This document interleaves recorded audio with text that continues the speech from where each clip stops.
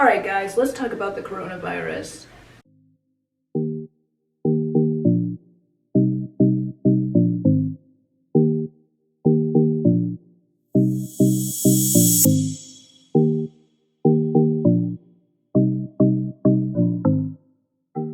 How many of you guys are sitting here and just feeling a little weird, feeling a little lost, feeling unguided, just feeling like off, That's me. I have literally been feeling so weird ever since all of this has started. At first, I was like, they're saying that it doesn't affect young people. And then you start hearing about young people having strokes, and you're hearing about younger people dying, you hear about 5-year-olds dying, and you just like don't even know what to think, And so I was like, maybe I should do a video kind of talking about how everyone's feeling in this parts in their head, in these parts, when it comes to the coronavirus. So let's go ahead and get into it, eh? Okay, so if you're sitting at home and watching this video, raise your hand if you had a goal that you were working on and the coronavirus kind of collapsed the structures around which was helping you work on that goal. Okay, I got another one. If you, before this pandemic came along, were struggling with sleep deprivation, and now that we're in this pandemic and maybe you're working at home or not, you are still struggling with sleep deprivation. Okay, but I got a positive one. Raise your hand if you were spending all of your money on fast food and now you only spend a quarter of your money on fast food. Oh my God! Wow! All of these things are like the reality of what we're dealing with right now with this pandemic. It's upsetting our schedules, it's upsetting our structures, it's upsetting the way that we are looking at life right now. And I think that we have to rein it in. We gotta rein ourselves in. I've been reining myself in as of recent. It took me up into probably about a week ago before I was able to just rein myself in. And when I say that, what I mean is you really have to look at your situation, think about those goals that you may have gave up on because you're like, my gym membership is on pause right now because the gyms are closed, or my spinning class is canceled, so I can't meet my workout goals. Well, yes you can. You can go outside and run.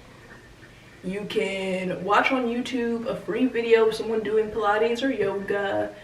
You can do some push-ups, run in place, jumping jacks. There's all types of ways that you can work out from your home. And your gym membership being canceled, and your spinning class being canceled, and your Zumba class being canceled will not stop you from reaching that fitness goal. So just do it. And here's why. Don't do it because you saw a cute little post on Facebook that said, if you're not being productive right now, then you are a crap person or whatever. Don't do it because of that. Do it because it's going to make you feel better inside. And if it's not going to make you feel better, forget about it. But I bet you that if you go ahead and look at your goals that you had set at the beginning of this year and determine which ones are still obtainable and which ones are like, we can work on that when the pandemic is over. You will still find goals that are there that are still obtainable, pandemic or not. And I feel like you should still go for them. For me, one of my goals were to record more consistently. And actually, the pandemic has helped me to be more consistent with recording and creating content because I have more time. Like, my job has me working all types of different hours, every day of the week. It's crazy. I work nights. A lot of the times I'm like driving home at 11 o'clock at night. Sometimes I work mornings, have a 3-hour break, and then work an evening shift. And I'm just like, when I get home, all I want to do is sleep. And now I'm at home all day. And when I get done with work, I kind of not want to sleep because my schedule is a little bit upset. So what do I do with this time? And instead of spending my time curled up under my blanket watching YouTube videos or scrolling through Facebook and Instagram, I decided that I'm gonna watch YouTube videos about enhancing my channel. I am going to scroll through Facebook to actually interact with the people on Facebook and not just eavesdrop on what they're doing in their lives. I'm gonna reach out to my friend and be like, yo, we should start a business and actually mean it. Like, not joke about it. Like, for real. So I think that just like the moral of what I'm saying is like, let's rein ourselves in a little bit and pull it together a little bit, and not on the strength of pull it together, we so strong, but on the strength of we really want to feel better. So let's think about actually working towards making ourselves feel better. Now, I will say some people are actually experiencing depression, anxiety, and other ailments. And if you experience anxiety, you know how it feels to just want so badly to do something and just cannot do it. Like, just no motivation whatsoever to move from your spot, to even just go and get a drink of water. And I think that if you are dealing with that, like, there's no amount of resetting goals that's going to help with that. That's when you really need to think about seeking help from forms of like therapy and etc. But I'm gonna create a video about my experiences with therapy, and I'm gonna put that out soon as kind of a resource to help people who have not dealt with therapy or have not thought about that avenue. And I've even done virtual therapy at the beginning of this pandemic, so I got some advice and tools for you guys on that. But I just wanted to clarify that like goal setting and pulling yourself together is something if you can. Like, if you can't, like, don't worry about it, do not beat yourself up about it, just be you. Okay, so I got another side of this situation too. For those of us who are working from home, especially if you were working from home more than 30 hours a week, you know what I'm talking about. It is so hard to not think about work when you are not working. It's weird because like when you're working, you work, most of us get in our cars or on our bicycles or walk, and there's just this long length of space, whether it's 10 minutes, 15 minutes, 30 minutes, an hour, etc., of a commute between work and home. And whatever that commute is from physical place to physical place, it's almost like a clearing space. Like, you may be holding on to work like 1/4 through the commute, but by the time you get at least 1/2 through the commute, you're just listening to music. Or maybe you're just mad at someone who almost ran you off the road. No! God, please, no! No! No! But for the most part, you're able to take that space to take a physical, literal, and emotional space from what you just did for 8 hours that day. Well, guess what? If you're working in your house, especially if you're like me with your desk in your bedroom, that's really hard. Like, I mean, unless you decide immediately after you're done with work to stand up, put on some tennis shoes, and run for 30 minutes, or drive around the block for 30 minutes and then park back at home. And you know, what I just experienced the other day, y'all may be able to get $1.15 gas, $1.60 gas, but I got premium gas, and that stuff is still almost $3, So if you're not getting out and running and doing something else, make sure that you are at least removing yourself from the space that you worked in. So I got a bad habit of working in my bed. And so what I've been trying to do is when my work is over, I get up, I walk out to my bedroom, I go to the kitchen, I go to the couch in the living room, I knock on my sister's door and ask her questions. I'm really trying to break up the space between what happened at work and what is happening now is my life and not dedicated to work. And I think that's really important because, like, some of us are stressed out here. Like, some of our jobs are, like, you know, a little stressful and just maybe a little bit more stressful right now. And we need to separate ourselves from that. So think of some ways that you can physically separate yourself from the space of work, and you can bring it back to your bedroom 20 minutes later, but just create that divide so that you are not living, breathing, and consuming work all day. And like, maybe you can just chill in your bed and just turn on Netflix right after. But I bet you one thing, while you're watching Netflix, 2 hours later.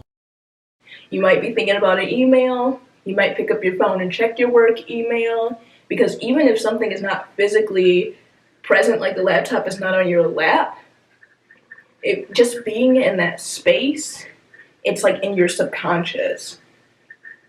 And like, I know that might be a little bit like woo-woo stuff or weird stuff, but like, I truly believe in like the subconscious and blah blah blah stuff I learned in art history. I'm not gonna bore you guys with that, but like, just look up subconscious and like how our brain works, and y'all gonna find some stuff about how stuff just be living up in there, and you could just be doing anything, but still in the back of your head you're thinking about something that happened 2 hours ago. So look it up.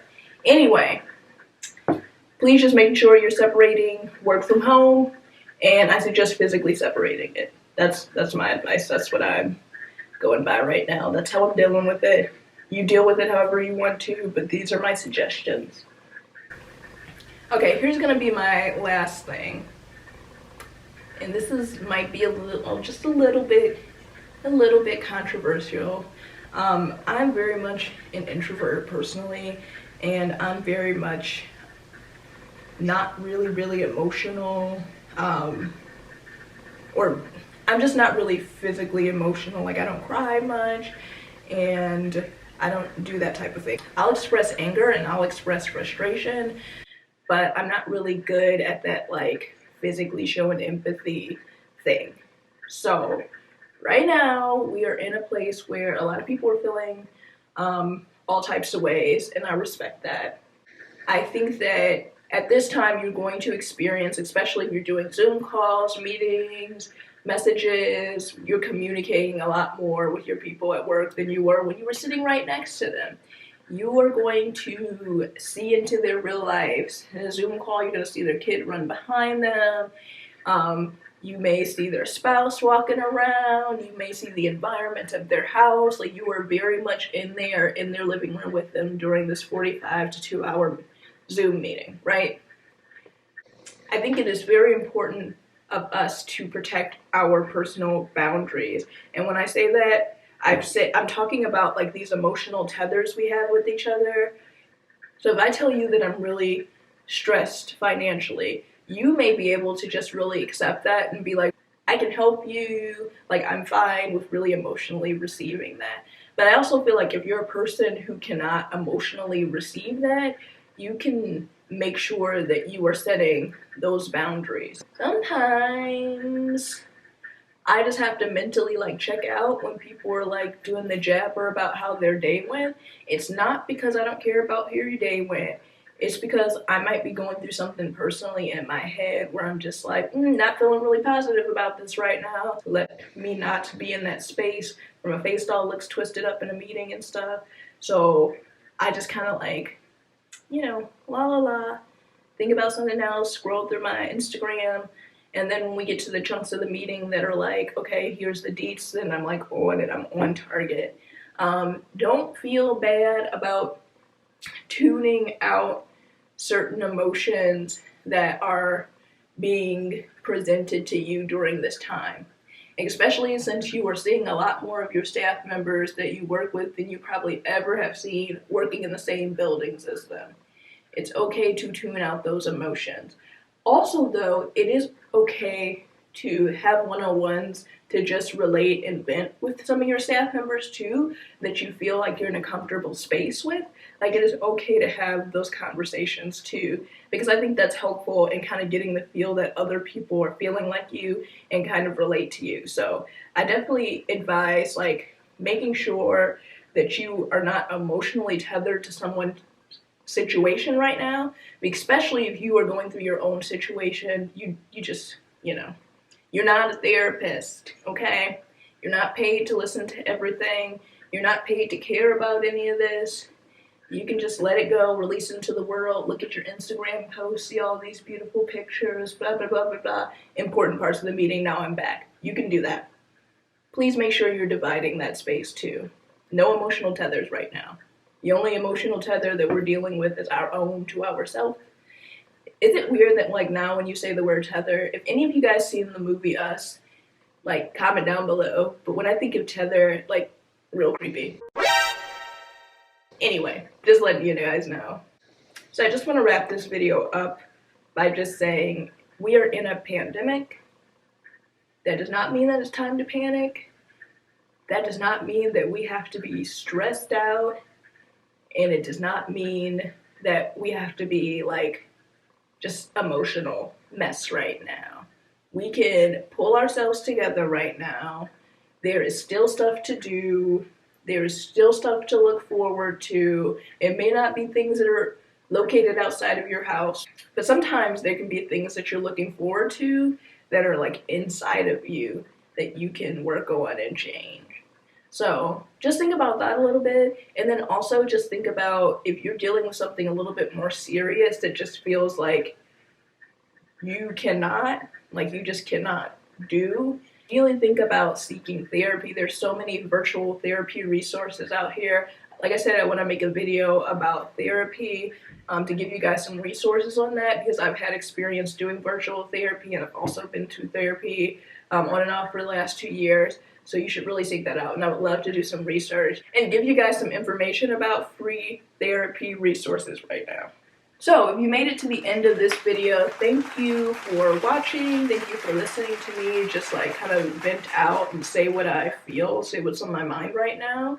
And please subscribe to this channel if you like to hear these types of things. I would love to talk more about current events and things that we're really going through, because I feel like we need to talk to each other. I can talk to you through my screen. Anyway, thank you for watching. Subscribe, like this video, and I will see you guys in the next video. Bye!